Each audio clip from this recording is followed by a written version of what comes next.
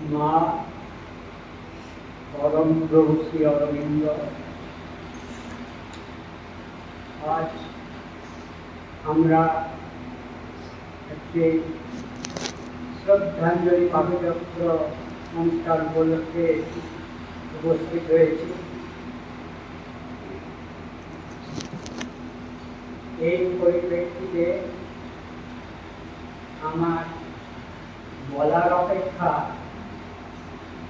অন্তরের গভীরতম প্রদেশ থেকে নীরব শ্রদ্ধাঞ্জলি জানানোই বেশি ফলপ্রসূ বলে মনে করি।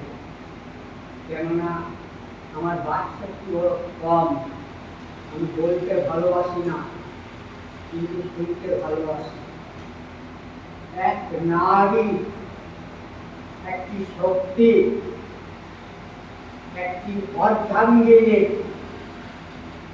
এক মন্ত্রপ্লুত পূর্ণতার প্রকাশ।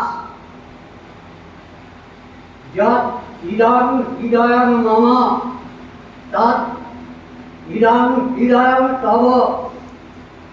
একজনের হৃদয়ের সাথে আর একজনের হৃদয় তন্ত্রে বাধা রইল অগ্নি সাক্ষী। পরস্পরের সঙ্গে সুখে দুঃখে আনন্দে বিষাদে আপদে বিপদে যুক্ত থাকবে। তাহলে শঙ্কর ভাইয়ের জীবনে এই বিয়োগ দেখা কেন কেন কেন? এই হচ্ছে চিরন্তন জিজ্ঞাসা।